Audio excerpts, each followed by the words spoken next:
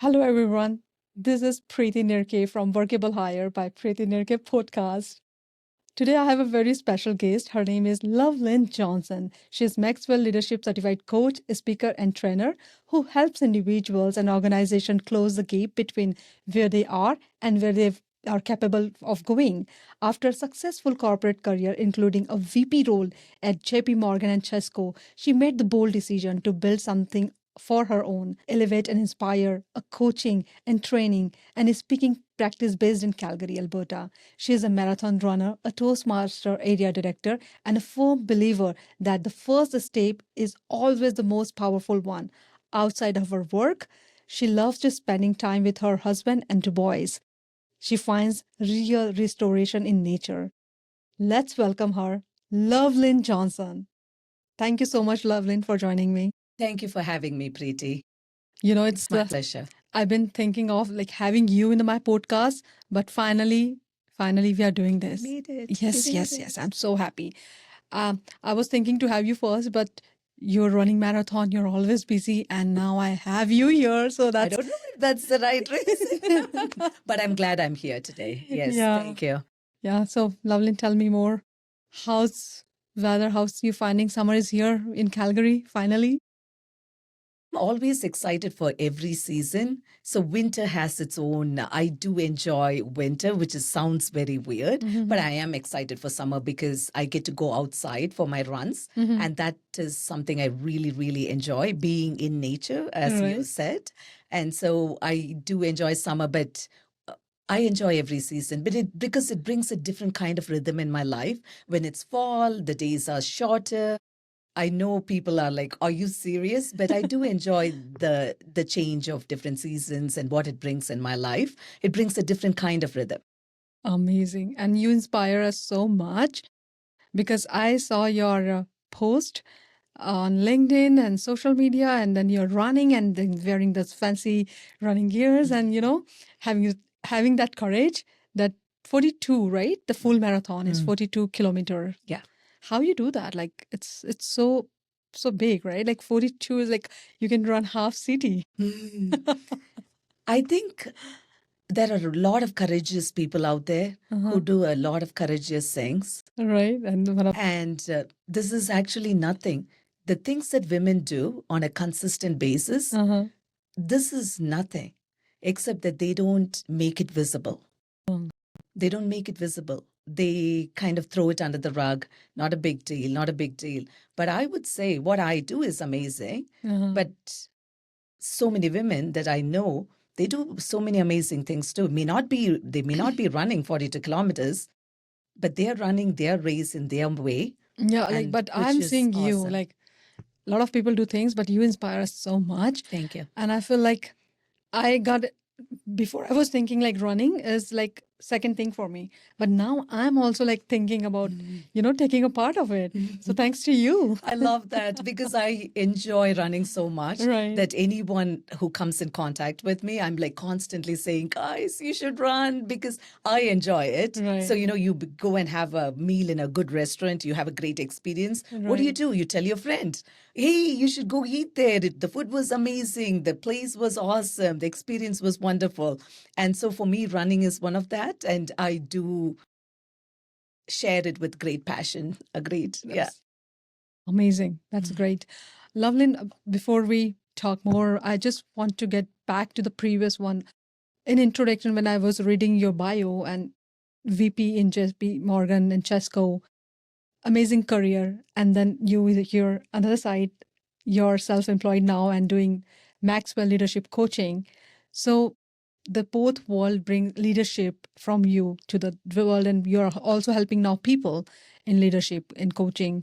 So would you like to share more insight about that? Like how was your journey from, corporate VP role to your own company CEO? How is this and how this happened? Like what is the motivation behind it? I don't think I started my career with great motivation. I was a young mom when I moved to Canada. I had my oldest son.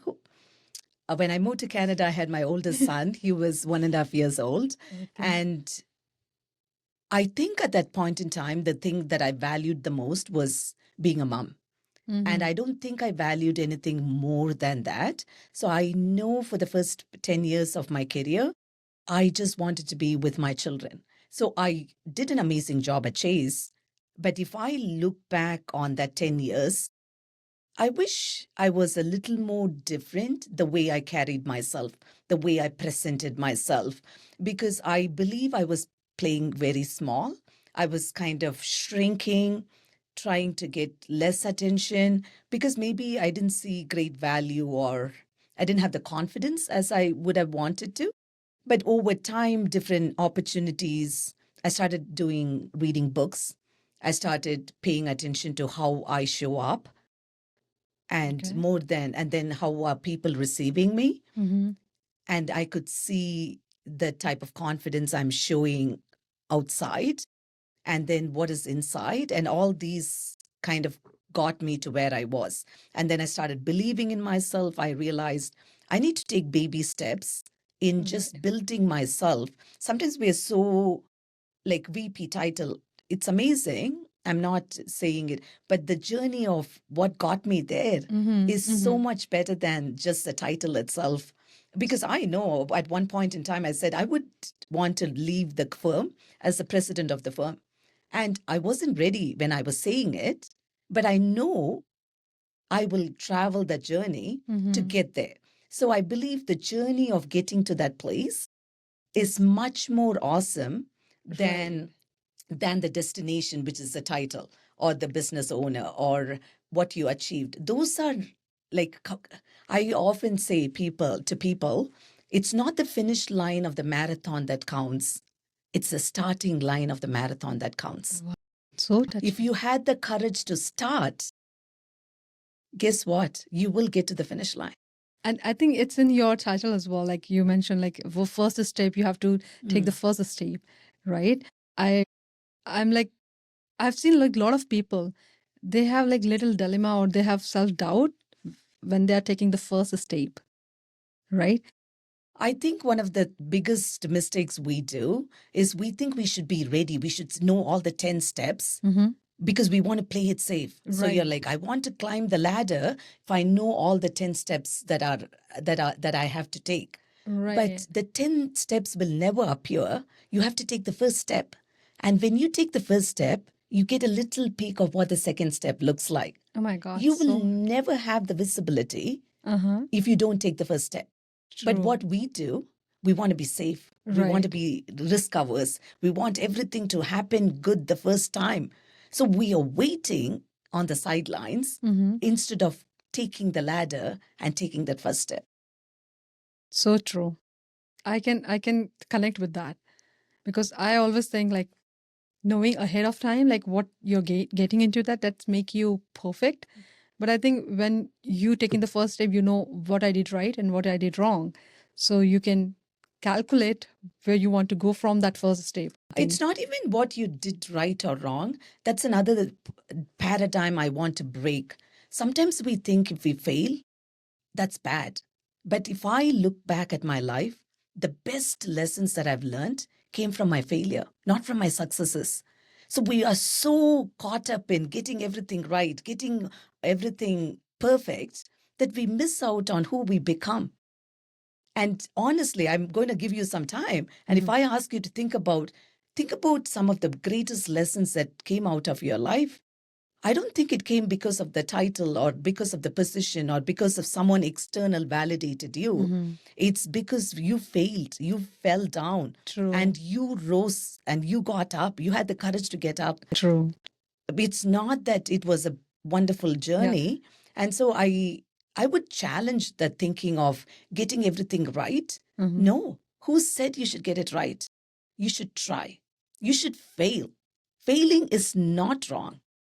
Failing is not wrong. I want that to be a lesson. The reason we don't take the first step is we are so afraid to fail. So what?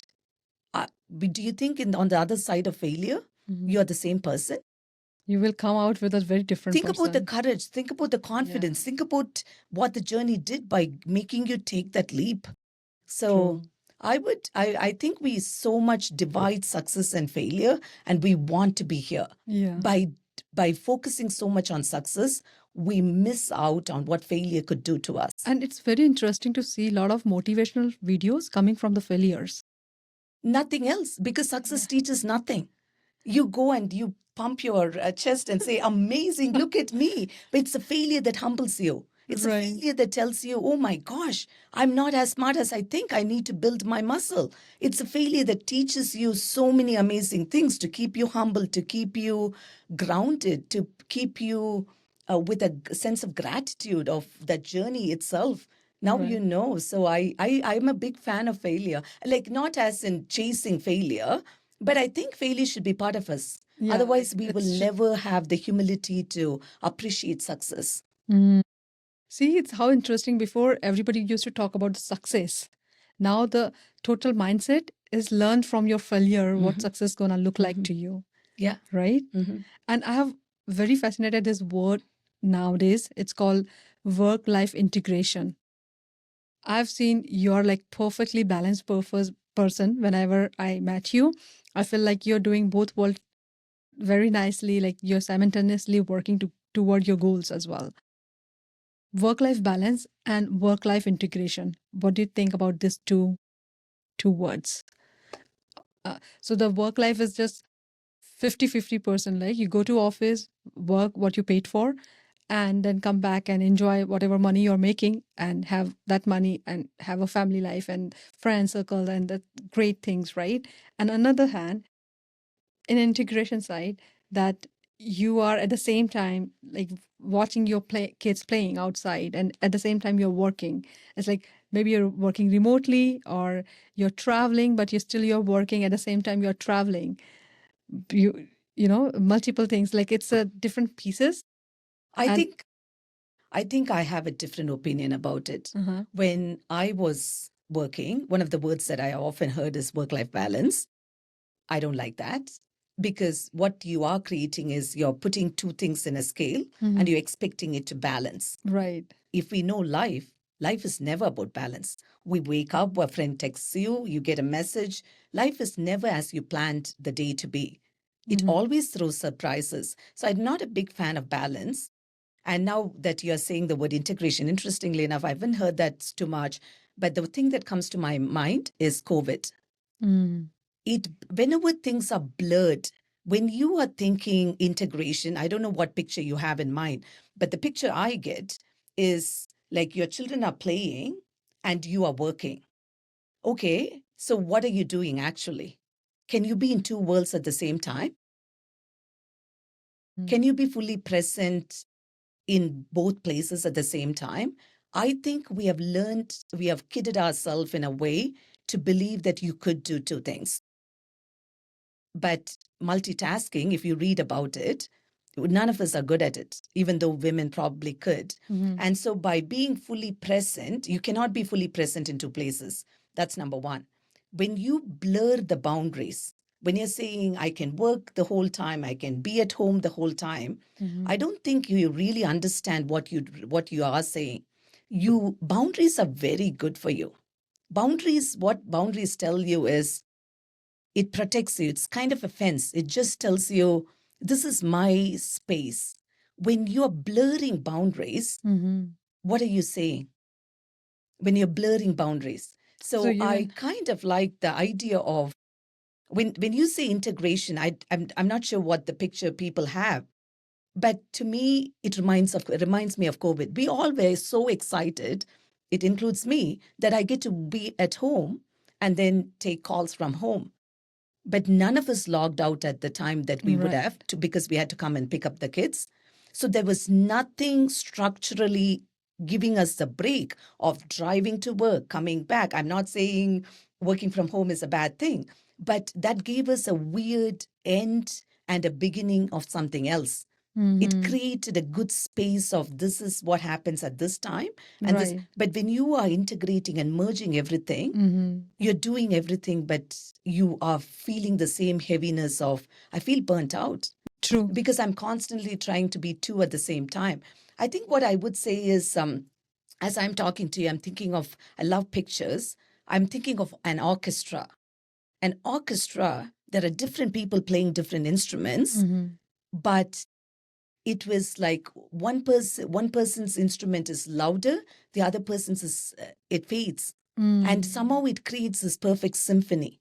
Okay. And understanding that, like when you are thinking balance, you're weighing both at the same time. When you're thinking integration, then two rivers are merging, which is what? There's no, like, what is Yeah, you're what? constantly occupying in your brain. And you're giving nothing. Not there. But if Yeah. you're thinking of an orchestra, you're creating a symphony, but the symphony cannot be created by having everything in balance. If I say there are five people playing different instruments, everyone needs a perfect balance, everyone needs their space, it's gone. You need to have that high and low of lives. And I believe that's what it is. That's my take on it. Yeah, no, I like your perspective because it's like subjective, right? Everybody is different and everyone's. If COVID didn't, I would have loved integration because I lived through COVID. And because of that, I don't like the word integration. Because like what happened, now market is shifting because a lot of remote work also going back to the office shifts, right? People are going on site, but so many jobs are moving toward remote and AI based, right? So people are more, not people, I would say, not put in this way, but it's like in general scenario, it's very common when you see like people are integrating work. Now, I personally like the boundaries. I like, okay, 8 to 5 is work, and then after I have my own me time. And then I can do whatever the personal life wants. And then in professional way, I can put my all effort for the professional things, right? But the integration somehow like picking your kids and, small stuff in between. And that sometimes people, blend together. It's called integration words. So when you Google it or maybe search more. No, I understand what you're saying. I'm not saying because, like I said, COVID happened. All of us know what integration means. No, I understand. But I think I have a different take on it. Yes. No, I agree with that because I personally like the same in page with you. I like both separate out, but it's very fascinating to learn from the leader what is their perspective about this both integration and the balanced word terminology. But now it's good so far, but we are all in here and then it's 2026. As per you, what is leadership is looking for a female in 2026? Is anything changes from the COVID to nowadays or before COVID era? How it's shifting for female? I think there is, it's interesting. 2 days ago, I mentored someone a vice president in Bank of America, and I was talking to her and I was asking her about AI and different things. And one of the things that she said was very interesting. She said she looked up the corporate chain. So she's a VP in a Bank of America and above. She said she was surprised that more than 60% are women. So it is true that we are not equally distributed in the C-suite and other places, but I think there are opportunities that are happening for women. And I would like to focus on that, not what is not happening, because when you focus on positive side, on the positive side of it, you're going to see opportunities. But if I'm going to think, oh my goodness, the world has tied my hands, I cannot move. Do you think I could move? Definitely, it's mindset. My mind, right? Definitely. And so whenever there is like even the word AI, people often would say that means my job would be eliminated in 5 years. True, I'm not saying all jobs are going to remain the same because whenever a change happens, it disrupts things, it changes things, but you still have some control over what you could and could not do. So instead of thinking of AI as an enemy, you could consider AI as a friend. To answer your point, leadership 2026, there are so many opportunities. When you're thinking there are so many opportunities, you will find so many opportunities. And so I would encourage every woman who's sitting on the sidelines thinking, is that an opportunity for me? My friend, there is an opportunity for you. I'm telling you, there is an opportunity for you. All you have to do is believe and go take the first step. That's really inspiring. You said that. And when we talk about, leaders come from the management and different roles. They are not made in a one day. It takes a lot of efforts, right? So when it comes to daily routine time management, because it's a they need to be covered, and then the people management. What aspect you think that everyone should be focusing on these 3 or 5 things if they are aspiring leader or they want to take the leadership in the future role? So what 5 things they want to focus on if they are right now a manager or working toward their goals? Like 5 in Like terms of like the step wise, like okay, time management, people management, like communication, like that way. As per you, like when you are manager, what you were thinking, like how you will achieve that parameter, like to be a leader, and how you work toward those goals. I think the one thing I know I don't like one thing. I don't like 5 steps because there's no real 5 steps. It's different for different people. And so it could be one step for someone and many for us, another person. I'm sort of trying to think about what is the first thing that comes to my mind is owning your presence. Like you have, because often, like I was reading this book by Amy Cuddy, which really, I loved it. If you haven't read it, I would encourage you to read it. Amy Cuddy, Presence. And what she says is so powerful there. There's something called social power. There's something called personal power. If you think about social power, that means like I have a status, I've got a title, I'm externally validated by people saying you're awesome. Those are all External, social power. When you think about your personal power, where does it come from? Within. Yeah. So what I would say, know that you all have a personal power. Focus on that. And there's no right way. Like I'm an early morning person. Today I woke up at 4:30. But if I tell you, you all have to wake up at 4:30, you're like, are you serious? That wouldn't work for you. But the point is, you have the power within. You know your story. You know your friends. You know your situation. You know your home. You know what you have studied and you have equipped yourself for. Based on what you know, take the step. Take the step. There's power within. You already know what you have to do.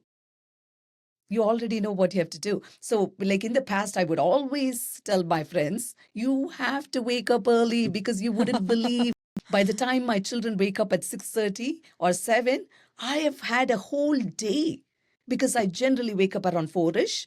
And then by the time they wake up at 7, think about it. I've run, I've read the scriptures, I've prayed, I have meditated, I've journaled, I've had a coffee with no one screaming. It's amazing. So, but then you know your circumstances. But you may be someone who hates morning and you would prefer nights. Doesn't matter. There's no right or wrong. Tap into the power that's already within you and ask, what are the 5 steps that would work for me? So let me put that question to you, Preeti.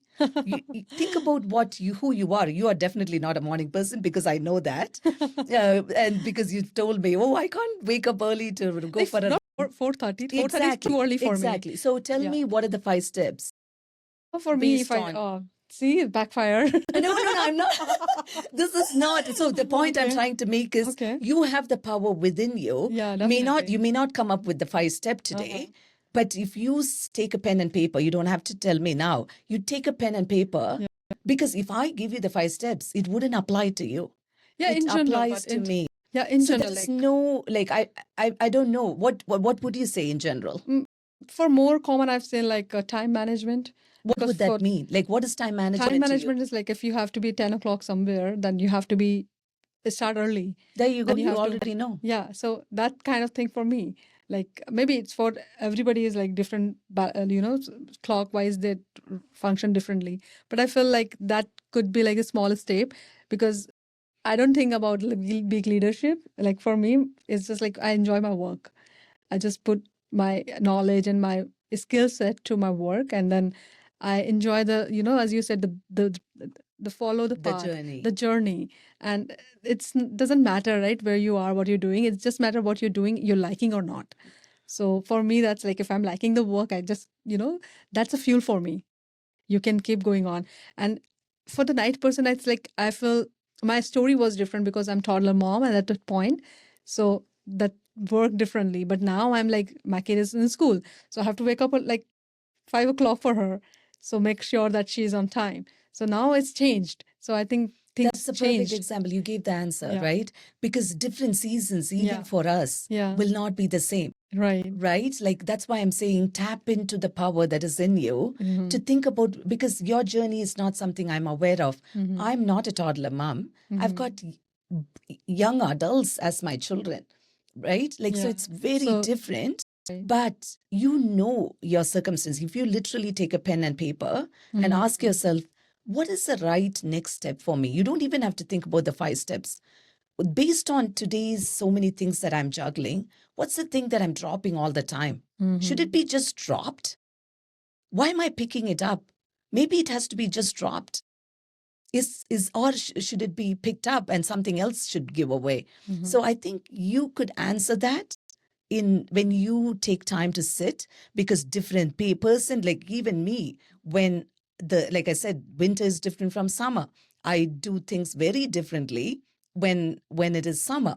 So we know what is right for us and tap in. Amy Cuddy says, you have the personal power, tap in, and you will go on to do bigger and better things. Wow, this is like, yeah, definitely. Everyone has a different mindset, and then their liking and their, which pinnacle they want to be see themselves is different. That is story is different.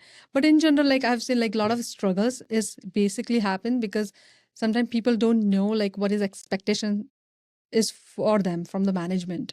Like if they don't have a proper job description, sometimes they don't follow what is gonna look like what they're supposed to do, right? But I think job description is just like the entry gate kind of thing. But when you're there are so many other stuff you need to do. It's not come with the paper and the job Agreed, description. yeah. You have to just go with the rhythm. What is the project you are on, right? Everything is not there. So same goes with the life as well. Like there's so much. Agreed. It's yeah. not go with like, okay, I have to do certain XYZ thing and will fine. You have to find like what's working for you and Yes, what's and not, just right? because something is working Yeah. for someone doesn't have to, because sometimes we compare and we feel guilty about Yeah. it. Oh, look at her, she's able to. But we are not comparing the same things. Yeah. They are in different journey, they are in different seasons. makes sense. What allows you to do certain things now may not have happened just a year ago too, right? And I like this question to ask my all leader friends that what is their definition for the female empowerment? What is people like? Again, I would go back to you. Like sometimes we expect outside forces to come and help us. No, it's for the general. Like it's like what is your definition? It's not like Right. So Yeah. you have the power in you. Go and own it. Own the space. So what I would often think about women, I find women like I think of this iceberg. The tip of the iceberg is what, like 10%? There's 90% underneath. You know what women project? The 10%.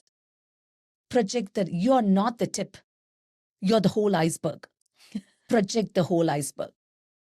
But what we do, we are like, oh, I'm not sure. Should I be like you're waiting for outside forces to say you belong there? Yeah. Because you're only trying to show the tip. Yeah. You're the whole iceberg. There's a 90% thing hidden underneath, which you're not willing to show because you're scared, because you're thinking someone will do you and be the thing. Show up. Woman, you're more powerful than you think. You are the whole iceberg. There's so much power underneath, which is untapped and which is unused. And that's what I would say. No, that's a really wise thing to say. I mean, I believe in this. And also, I've seen when we talk about leadership and then you are now self-employed, you might see a lot of people who are, in a coaching session and taking some way or another way, the coaching, personal coaching. I was in your workshop once, how to deal with difficult people, right? So all these things, I think it's are interdependent or interconnected, like in the leadership as well. Are they connected to each other? I think it's good to, like we listen to a podcast, we read a book, it's good to be, like for me, I would go to John Maxwell's conference. Like I think they're all little steps that you need to do to empower yourself. So to your question of how can a woman be empowered, like she is only showing the 10%. Why is she only showing the 10%? Somehow within her, she thinks she needs to get qualified in a different way to show more. Yeah. Somehow she thinks the ceiling is not really the real ceiling. She has put a different ceiling Right. and she's unable to get past it. Right. And so she's hiding most of it from under, right? And keeping it all hidden. Not that she didn't have the thing. Some of the amazing people who have done great things are not because they are great. Mm.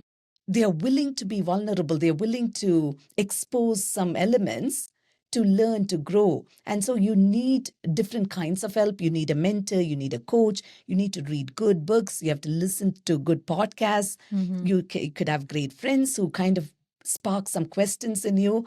I think you need a plethora of other things. Right. All the puzzles can help you in that journey. Because I don't know my blind spot. You probably could say, oh, Lovelin, that's your blind spot. And then that helps me. So you need a tribe of people to sort of challenge you to in that growth journey. So I definitely think, at least if I consider my growth in Chase, I would do things differently today based on the wisdom I have now. So tell me, Lovelin 20 years ago and Lovely now. I think I've evolved. So if you forget about 20 years ago, when I was a child, I was always called below average. Below average. Oh, my parents are both professors. And I would not, like my mom couldn't find a babysitter. So I started school at 2.5. And then because my mom felt it too bad that, how could she repeat the class? So I was the youngest to I finished my master's in 19, when I was 19 years old. Really? So, but if you think about it, I was also below average. It wasn't like I was shining star. She's amazing. But 19, like general average the point is, I was always below average. But then I came to Canada. Of course, I did my master's, thank God, and thanks to my parents who put me into computer science and all that. But I think if I were to say the presence of how I showed up at Chase when I started my career, and then I can think 10 years later what I did, there are some mile markers I can clearly see where I kind of evolved into some. It's not like I evolved at that point in time. There was some growth happening, and then that moment defined it. Right. And you feel like, okay, I'm not doing this thing good. I have to be in this thing. It's not like, the number one thing I started doing, I would say, is started reading books, started having this passion to grow. I don't know where it came from. I can't really put a label to it because I think it's desire, like I need to do something. I have no idea because I've never been, like I said, I'm a below average student. So I would never had been passionate to read books. And so if you can imagine, suddenly in my mid-30s, I am now reading personal health, personal growth, communication, leadership. And then it's not just I'm reading. A friend comes in to visit me. What do? I don't even ask her how she's doing. I open the door. It's cold. Her eyes are adjusting to the cold from the dark outside to the bright light of my house. She walks in. She has not even removed her jacket, one boot on, one boot off. What am I saying? Guess what? I read this book. You should read it too. And I am standing right at the hallway. I've not asked her to come in. I've not asked her to have a coffee. I am sharing what I've learned. That's how passionate I was. But I didn't know what it meant. Like, I have no idea what it meant.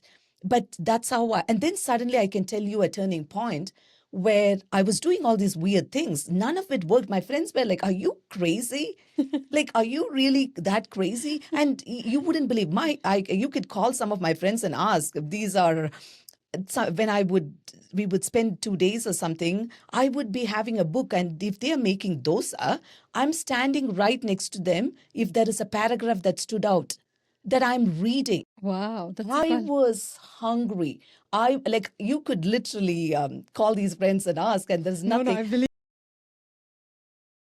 No, to that extent of, but the thing is, just because I was doing all that, it didn't mean that I was externally doing something. The work was happening inside. Suddenly it shows up like the iceberg. When I'm talking about the iceberg, it lifts a little more. So I was 10% for the longest time. Now, suddenly, after 10 years, So you will be now like, I'm showing 20%. But there was so much dark work that was happening beneath the surface. okay. You know what I mean? It Uh-huh. wasn't like I read a book the next day. I went and spoke to my manager and everything worked out wonderfully well. Yeah. No, it wasn't. Like there could be people who do that. Uh-huh. That wasn't my story. For me, like I was doing so much work beneath, and then I can tell you some defining moments that transformed my journey to where I went. So much like passion you have for the books. I'm glad that I always think when I have to gift something, book came in my mind. Lovelin books. I know I have too much passion, and my children say there is only one word for mom: personal growth. That they laugh about it, but I really believe, to me, you know how I personally think, you know how sometimes, at least this is my story. When I finished my master's in computer science, I assumed you're done studying. But then when, like I said, when I started the mid-30s journey of learning and growing, Right. I hope until the last breath that I would be found reading and growing. I really hope, because the day you die is the day you die. When you stop reading and when you stop growing, that's the day you indirectly die. Wow. I mean, this is really powerful, I would say. How many books? I'm curious to know how many books in your till now you have read. I think, like I said, I started reading only in my mid-30s, and I don't remember how much I read at that time. But in my 40s, I would read 40 books a year. Like I would think, because there are 52 weeks in a year, Right. and then I would say, okay, vacation and other things, so 40 books a year. But I want to correct something. So interestingly enough, now I am doing this full time. I have more time. Right. But I don't think 40 books is what you should aim for, because I think I was reading, consuming, but I wasn't translating. Okay. So I would say read one book a year even. But if you can take the principles, apply. If you can take the principles, like take one chapter and do that for the next 3 weeks, you will be surprised the growth that comes from one book compared to 40 books. So I would reverse it. Like before, I was a consumer. Like, give me. Like, I'm driving, I'm listening to a book. There's nothing wrong. Listen. Yeah. But I would rather listen to the same chapter and think about what action items could I take? Wow. Does this apply to me? Because I would rather have one book read well with action items in each chapter that made my thinking different than read 40 books. You know, you're giving me that image in my brain that when I went to Costco, like whenever I go for grocery there, I find one or two kids sitting on a couch and reading the books there. So I can imagine you as as a book reader, you will be like that. People are shopping, you're still reading stuff. Maybe you go to airport, you will be in the book section and reading what's new in here. No, right? I don't know if I was that diligent, but I definitely was hung. I think I would read, but more than anything, I would want to share it. That excitement of sharing, I have no idea. Okay. And I'm so glad when my husband asked me, hey, do you want to try this for a living? It was an easy yes, because I have so many stories where I've literally stopped people and I've shared things. Because I thought that would be helpful. Now I wouldn't do that. But I think it's better to watch TV to your reading because it's create your reading habits as well, right?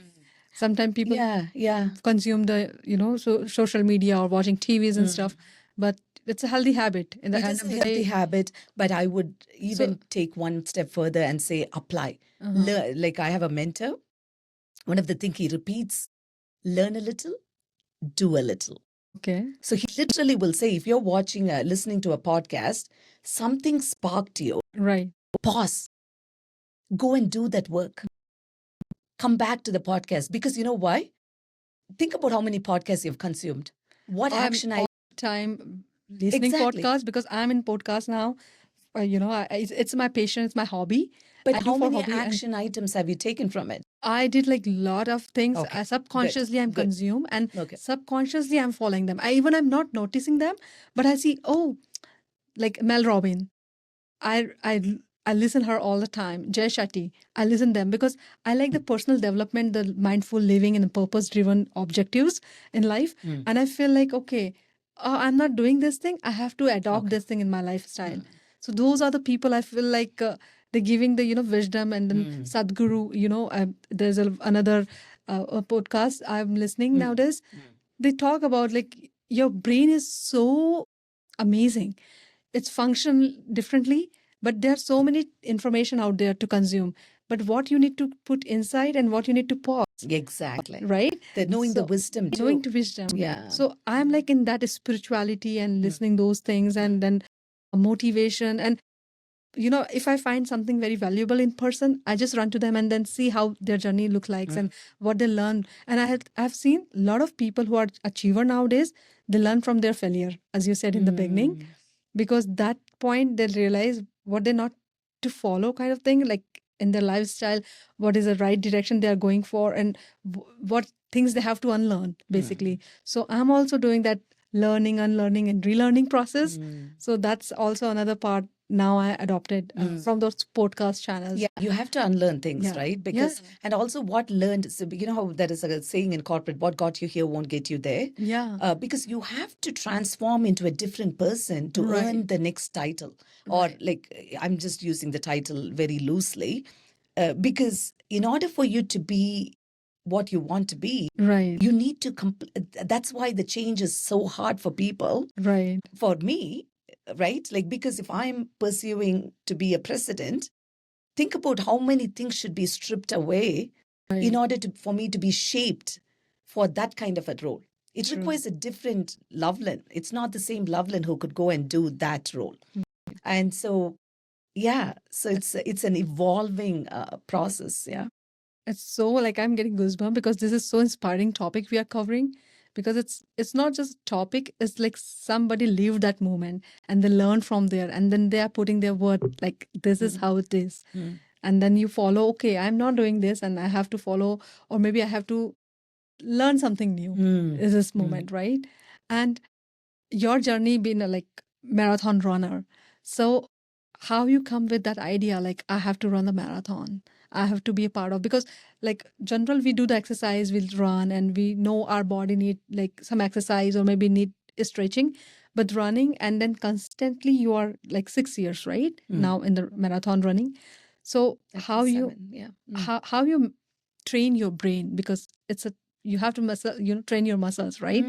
So I think it's funny you use the word I have to. I use the word have. My whole journey of running began because I changed one word from have to get. oh my God, that's so touchy. I just changed one word. So I've always exercised. Ever since I had children, I think I would say I've always exercised. So it's not a big deal for me to exercise. But when I exercised, it was often like, oh, exercise is good for me. I have no idea why I should do it, but I want to do it. So I would just check the box. When I started running, it's because I fractured my L1 vertebrae. I was bedridden. And then in the journey of healing, I started walking. So suddenly, remember, like we open the tap, water pours out. How much of gratitude do you have? Oh, water pours out from the faucet. No, we take it for granted, right? Yeah. But if you think about there's a power outage and suddenly water doesn't flow from the faucet. Or Oh my things God, that's now the next time Yeah. water comes, it's a different perspective. So for me, we feel gratitude for it, right? exactly. But when you are always given every day, Yeah. you do. It's very hard for you This to is feel common, gratitude because yeah. it's like a given fact. Yeah. So for me, when I always was able to run, my husband and I sometimes would go for runs. He's a sprinter. He's an amazing runner. But so then within like probably 400 meters, I'm huffing, puffing. Because I don't run. And so then I would say, I hate running. I don't like this. Why? No one is good in doing anything the first time. But I'm comparing his running because he's always been a runner and like kind of runner. And then I am comparing. So for me, when I couldn't walk and when I was healing because of the fractured vertebrae, I suddenly started saying, my gosh, I get to walk. I get to walk. So then when I would go out, the doctor one day said, you could go for runs, you could run a marathon if you want to. When he suddenly cleared me that I'm healed enough to go for a run, Preeti, it was a different mindset for me. I no longer said, I hate running. I ran with gratitude. Wow. I ran saying, my gosh, I get to run. I get to run. So just that one word, if you ask me what got me into marathons, just that one word, suddenly I could do 2 kilometers with that gratitude. Then I did 5 kilometers with the same gratitude. Wow. Then I did 10, I did 20, I did 30, I did 42. And it's just that one word. So it was not like self-challenge, it was like a wisdom, what you learned. It was, the rug was pulled from under. Yes. And now suddenly I saw the world differently. That's so inspiring. I can imagine that point. Because when you have something, you don't value those things. And when True, right? something is like missing out, you realize like suddenly you're appreciative of what was once taken for granted. It's human. That's us. That's humans. We are That's humans. Yeah. So nice you open up with that chapter of your.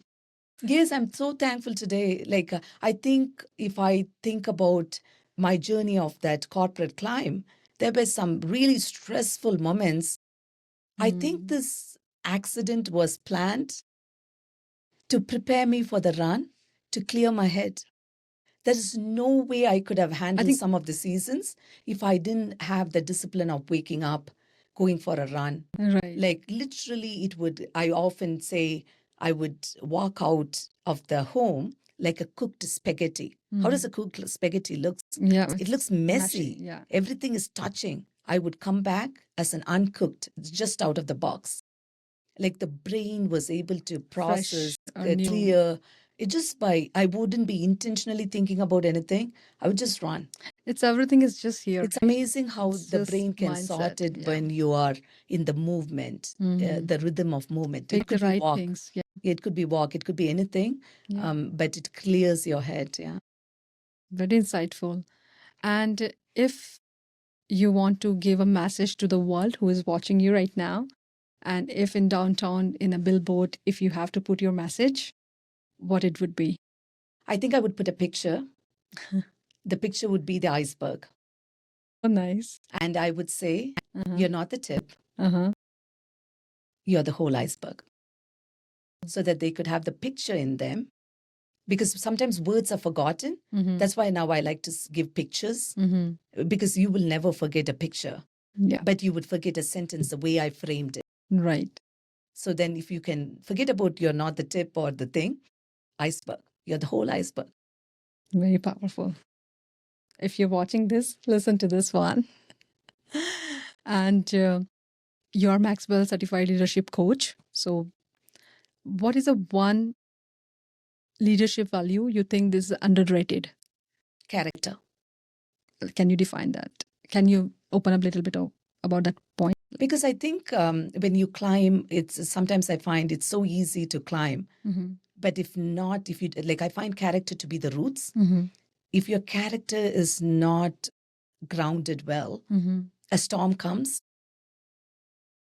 You're knocked down. Yeah.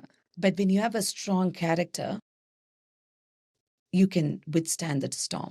So in John Maxwell, how they define this, how as a leader, you have to mold yourself as a character to be like a strong persona or a strong influence, or not just be there with the people who you are really following you. Can you ask a question? So as you said, character, that's a leadership traits as well, right? As a leader, you have to have a strong character. People can see as an example to you. So how that character should be, or how that person should be. Okay, so I'm going to answer it slightly differently. So psychologists say there are 2 questions.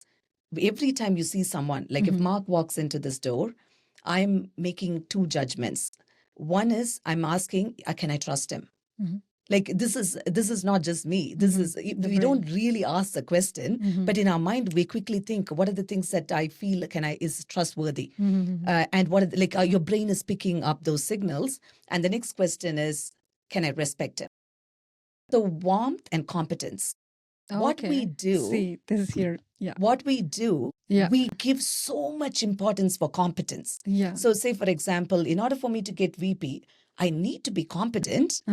You can't just, obviously, that's a given thing. So what we do is we crank up on the competence and we slow down on the warmth.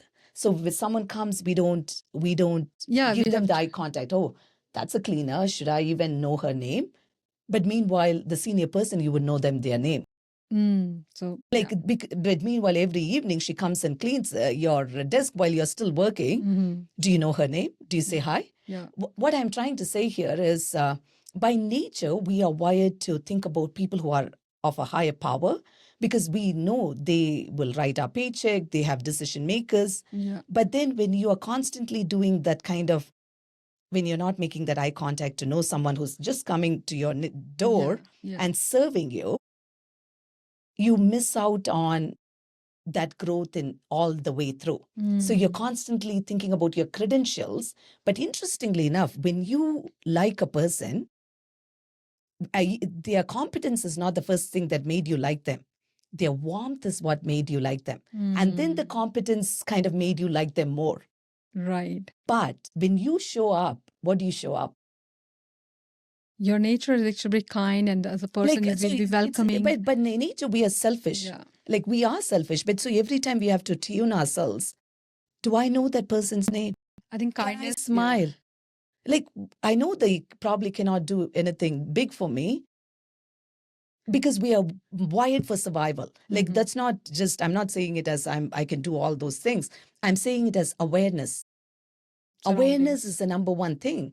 How am I showing up? The person with the title, suddenly I'm willing to kind of do anything. And meanwhile, someone and then I'm kind of treating them as a nobody. Yeah, that's your These are the questions that you have to ask because it's the character that will keep you on the top. And I often seen the good leader have that kind of ability to attract, they are like a magnet. There is sometimes it is bad. I find people like you and because of that, they'll follow you. But you have to, that's why a higher accountability. If you are someone, when I hear people say they've got 100,000 followers or whatever, there's a higher accountability you have because people are kind of relying trusting on you, or trusting you. So you have to kind of set the bar in order for you to value everyone and those type of things is what True. No, this is such an amazing conversation, Lovelin. Before we wrap up, I would like to ask you, are you coffee person, tea person, or smoothie person? Coffee. So I had 4 guests till now, and all 4 of them are a coffee person. Really? Yes, and including me, as a host. So love it. Yeah, and if you like Indian cooked food, or you like to have some, go and try new stuff in a different restaurant if you have to. I'm not a restaurant person, interestingly enough, but I love to cook in my own home. On a regular meal, it's always Indian, but on a weekend, it's always something different. I would be baking bread. I would be doing different things, pasta, Thai food, Mexican, something very different on the weekend. So literally, weekdays, comfort, weekends, just do different things and have a good time. Nice. And if you have to pick one good habit for your health, what that one habit would be? Journal at the night. So one of the things I've journaled kind of on a irregular basis. I would like that to be on a consistent basis. Literally start the day by asking, what value am I going to add to someone today? How am I going to bless with the talents that God has given me? And then at the end of the day, I would like to answer. I've been wanting to do this for at least 6 months, which I've not done a good job on. In the end of the evening, just literally before going to bed, think about, did I add any value to anyone? Or was I only thinking about me? Because I could become very selfish very soon, right? But so did I go serve someone? Was I helpful to someone? Did I just make someone's day by smiling? What did I do? So I would like that bookends. And Preeti, I'm not doing it. So I would love that. And if any one song you have to pick for your own life story, that if you are in a red carpet or in a gala, and you have to pick one song for your entrance, your entry. So that's what that song would be. I don't listen to music. It's just so crazy. I couldn't think of what could you probably could give me some suggestions, but I haven't thought about it. It's a good question. I'm going to sleep on it. Maybe like I don't know, something that it would inspire other women, not necessarily me. Like meaning, you too can do it. Is there a song like that? You too. Like, don't think about Lovelin as she's amazing. She's not. You are amazing. Something like that. Okay, you Like can that, do it if that like if she is walking the red carpet, if she can walk the red carpet, my dear friend, you do. You do. Right? So find a song and let me know. That would be what I would be. Or let's create one. Let's create one.